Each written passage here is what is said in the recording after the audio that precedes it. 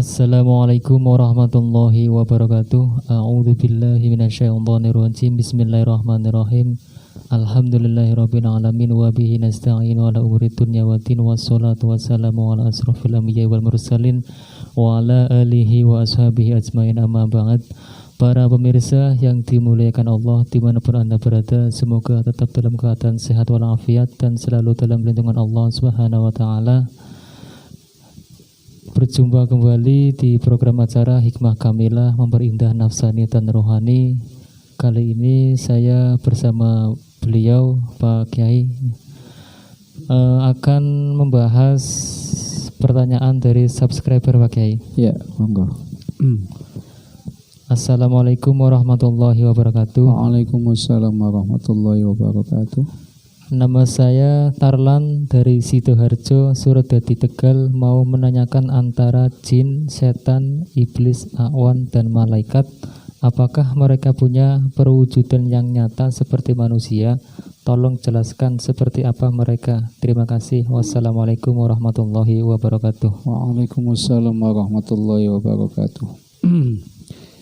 Kalau pertanyaannya wujud zat, berarti ada wujudnya. Jadi saya pernah membaca di dalam suatu kitab bahwa yang namanya jin, setan, iblis bisa yatasyakkalu bi ashkilatin mukhtalifatin khosisatin. Itu bahasanya kayak gitu. Saya pernah baca di definisi apa ya di kitab At-Ta'rifat kalau nggak salah tentang definisi. Kalau jin ya iblis atau setan yatasakkalu bi ashkilatin mukhtalifatin khosisatin. Yatasakkalu bisa menjelma bi ashkilatin dengan jelmaan-jelmaan mukhtalifatin yang beda-beda, khosisatin tapi yang buruk. Jadi kalau jin, setan, iblis itu menjelma dengan berbagai macam perwujudan. Ya mungkin yang wujudnya nanti kuntilanak, yang wujudnya tuyul itu. Tapi jin yang bisa seperti itu kan berarti jin yang sudah luar biasa. Jin yang bisa datang ke alam manusia berarti jin yang sudah luar biasa. Seperti manusia bisa datang ke alam jin, itu pun manusia yang mendapatkan izin Allah tentunya. Nah, seperti ulama-ulama yang soleh yang punya tugas untuk dakwah di alam jin, kalau tidak bisa masuk ke alam jin bagaimana? Nah, sama jin juga bisa yatasakkalu bi ashkilatin mukhtalifatin. Tapi ketika jin asli wujudnya atau iblis pada posisi aslinya itu sudah dijelaskan kan? Sudah dijelaskan di ayat 27 surah Al-A'raf. Di situ kan innahu yarakum huwa wa qabiluhu min haitsu la tarawnahum. Di ayat itu. Innahu sesungguhnya jin, sesungguhnya setan, sesungguhnya iblis yarakum bisa melihat kamu. Innahu yarakum huwa dia wa qabiluhu dan pengikutnya. Min haitsu la tarawnahum dari manapun kamu tidak pernah bisa melihatnya. Ini kalau wujud aslinya. Kalau wujud aslinya di tafsir Jamal, di tafsir Sawi itu pun ada keterangannya. Kalau asli wujudnya, asli asli eternya kita tidak bisa melihat. Karena apa? Di situ sangat halusnya eter sehingga kita tidak bisa melihat. Nah, kalau bisa yatasakkalu bi ashkilatin mukhtalifatin ketika jin, setan, iblis ini berusaha menjelma bukan dari zat aslinya. Karena tadi kan definisinya yatasakkalu bi ashkilatin mukhtalifatin khosisatin. Jin itu, setan itu, iblis itu bisa menjelma dengan berbagai macam jelmaan yang berbeda-beda tapi wujudnya jorok, kotor lah. Sementara kalau malaikat itu yatasakkalu bi ashkilatin mukhtalifatin hasanatin, bagus-bagus. Di suatu kitab saya pernah menemukan, jadi kalau malaikat itu menjelma menemui manusia ya wujudnya bagus-bagus. Awan kalau sama amlak.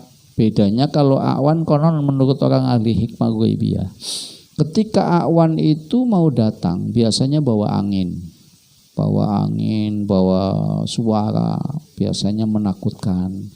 Itu konon saya pernah diceritakan dari kiai saya, ketika awan itu raja-raja jin dari kalangan bumi atau pembantu malaikat langit yang disebut amlak, juga ada yang mengatakan awan itu kategorinya malaikat jadi malaikat bumi. Itu ada 7 dinasti. Konon katanya kalau datang itu membawa angin, tapi ya tasakkalu bi askilatin hasanatin, dengan bentuk yang bagus. Malaikat, awan itu ketika menemui kita bukan pada zat aslinya. Kalau zat aslinya nggak ada yang tahu kecuali Allah. Kalau sudah menjelma dengan bentuk jelmaan yang lain, maka ini kita bisa lihat. Karena apa? Mereka sudah keluar dari alam mereka, dari alam aslinya. Kalau mereka masih dalam aslinya kan tadi sudah jelas. Kecuali orang yang mendapatkan izin dari Allah, orang yang bisa melihat ghaib, alimul ghaibi fala yudhiru ala ghaibi ahada illa man irtadu min rasulin, illa man irtadu min rasulin. Ya, alimul ghaibi Allah Ta'ala, zat yang melihat ghaib, fala yudhiru ala ghaibihi ahada, maka kemudian Allah tidak akan memperlihatkan ghaibnya kepada seorang pun, illa man, kecuali orang irtadu min rasulin, karena mendapatkan ridho lantaran dia mempunyai sifat-sifat siddiq, amanat, tabligh dan fatonah. Ini yang nanti bisa melihat wujud mereka, tapi bukan wujud aslinya, jelmaan mereka. Untuk sampai pada tahapan yang seperti itu ya kita paling tidak harus membiasakan sifat siddiq. Sifat siddiq itu bisa kita miliki, karena setiap manusia itu punya sifat siddiq. Hanya sulit untuk memanagenya, untuk mengelolanya, untuk menjalankannya. Kita kepengen siddiq, kita kepengen jujur, tapi kadang-kadang lingkungan kita tidak mendukung. Kadang-kadang, ya contoh misalkan kita lagi berusaha benar, banyak yang ngomongi, banyak yang maksudnya apa kamu melakukan ini? Nah, itu kan ya sindiran-sindiran yang berusaha menggagalkan kebaikan kita, kejujuran kita. Itulah memang kebaikan ya likulli khairin maniun, bagi segala sesuatu yang baik pasti maniun, ada aral melintang depan belakang kanan kiri atas bawah. Itu pasti. Nah, dengan adanya sifat siddiq, sifat jujur yang kita latih ini bentuk kebaikan, maka banyak kendalanya. Nah, kalau kita sudah melatih diri dengan adanya sifat siddiq, kemudian kita melatih diri dengan adanya sifat amanah, maka kita akan dibukakan oleh Allah Subhanahu wa taala. Yang Allah taala bukakan itu ya mungkin sesuai dengan kapasitas kita. Yang orang ahli hikmah ghaibiyah menamakan al-kasyaf. Al-kasyaf di sini adalah terbukanya tirai ghaib, tapi bukan lil fitnah, bukan untuk menguji, bukan untuk menceritakan keburukan orang lain. Ya. Al-kasyaf itu ada kasfu syaitoni, ada kasfu nafsani, ada kasfu rabbani. Ini yang bisa untuk melihat sampai tahapan itu, kita bisa melihat ya tasakkalu bi askilatin mukhtalifatin khosisatin atau hasanatin. Ini memang orang harus ada latihan kasaf tadi. Nah, kalau kasfu syaitoni, kita tidak perlu latihan siddiq, amanat, tabligh, fatona. Karena apa? Kita sudah sudah qabiluhu, sudah bawahannya, sudah kroninya, sudah pengikutnya. Itu tanpa kita latihan siddiq, amanat, tabligh, fatona, enggak perlu, wong sudah qabiluhu, kan dalam ayatnya jelas. Innahu yarakum huwa wa qabiluhu min haitsu la tarawnahum. Kalau kita sudah kroninya, sudah pengikutnya iblis, sudah pengikutnya setan, ya kita melihat tuh. Itu melihat. Ini yang disebut kasfu setoni. Dibukakan tirai gaib itu dari setan, tujuan utamanya apa? Supaya bikin fitnah. Fitnah menceritakan tentang A, B, C yang sebetulnya belum tentu benar. Ya kayak melihat misalkan melihat ramalan tertentu bahwa di tahun berapa gitu akan kejadian kayak gini. Itu kan ramalan-ramalan yang dibukakan oleh setan yang disebut kasfu setoni. Makanya ramalan itu kan lebih banyak kelirunya dibandingkan benernya. Ya mohon maaf, ramalan itu ya lahirnya perlu dipahami. Kenapa ada ilmu ramal? Ilmu ramal itu dulu yang membuat adalah Nabi Idris. Ramal itu dalam bahasa Arab romlun itu gundukan-gundukan pasir sebetulnya. Jadi kalau mau meramal dulu Nabi Idris itu pakai gundukan-gundukan pasir. Itu untuk menghitung buruj yang 12, menghitung waktu untuk ibadah, untuk sholat. Itu pakainya gundukan-gundukan pasir, itu yang disebut ilmu ramal. Loh kok bisa menyimpang jauh ramal untuk garis tangan diramal. Nah ini dengan adanya hal-hal yang seperti itu timbulnya makin jauh ilmu ramal yang dulu diciptakan oleh Nabi Idris ini. Sangat jauh. Dari situ perlu kita waspadai, jangan sampai kita punya kasfi setoni, dibukakan tirai gaib dari setan. Nah ini kalau sudah ini berarti fitnah. Kemudian kasfi nafsani, dibukakan tirai gaib dari bentuk halusinasi. Padahal tidak ada apa-apa tapi halusinasi, ada bayangan A, B, C dan seterusnya. Ini juga salah, sudah sesat. Karena apa? Mayoritas nafsani kita adalah nafsani negatif yang isinya mulhimah fujur dan amarah, yang tujuannya nanti ujung-ujungnya atau endingnya ya tetap bikin fitnah orang. Contoh misalkan saya sama Ustadz Amar misalkan, saya sudah tidak suka kepada Ustadz Amar ya.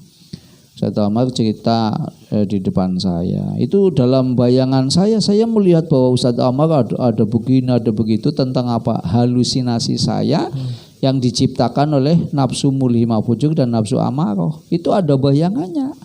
Nah, bayangan ini dilahirkan oleh oleh kasfi nafsani sehingga terjadi halusinasi. Itu sudah salah Ustadz. Tidak ada yang baik kalau sudah kasfu setoni, kasfu nafsani, tidak ada yang baik. Nah, yang justru diperlukan untuk kita bisa melihat gaib yang sesungguhnya adalah kasfu robbani. Dibukakan tirai karena mendapatkan ridho dan izin dari Allah yang bersifat pangeran, bersifat Tuhan. Artinya kita punya izin dan ridho dari Allah sehingga kita betul-betul bisa melihat itu lantaran kita mempunyai sifat sidik, amanah, tabligh dan fatona. Simpulannya ketika kita bukan kroni setan, bukan kroni jin, bukan kroni iblis, maka kita sebagai orang yang awam, sebagai orang umum tidak akan bisa melihat. Ketika mereka ini, ketika jin, setan, iblis di alamnya sendiri, di zatnya sendiri, itu tidak akan ada yang tahu kecuali kita mendapatkan ridho dan izin Allah karena kita mempunyai sifat-sifat siddiq, amanah, tabligh dan fatona. Itu satu. Kemudian para nabi itu juga bisa melihat hakikatnya mereka karena Nabi Rasul itu kan dibebas oleh Allah Subhanahu wa taala. Jadi para beliau itu hum ya'lamuna, mereka bisa mengetahui apa yang para manusia tidak pernah mengetahui. Itu pasti punya metode tersendiri yang memang lahirnya wahyu dari Allah Subhanahu wa taala kan enggak sembarang orang yang mampu memiliki. Jadi kalau kita sebagai manusia umum maka tidak akan bisa melihat. Tapi kalau kita mendapatkan izin dari Allah, itu akan bisa melihat. Dan ketika orang itu bisa melihat tidak dapat izin dari Allah, tapi dapat dibukakan oleh jiwanya atau nafsaninya, atau juga dibukakan oleh setan yang disebut kasfu setoni, kasfu nafsani, maka itu berarti ujungnya nanti untuk membuat fitnah.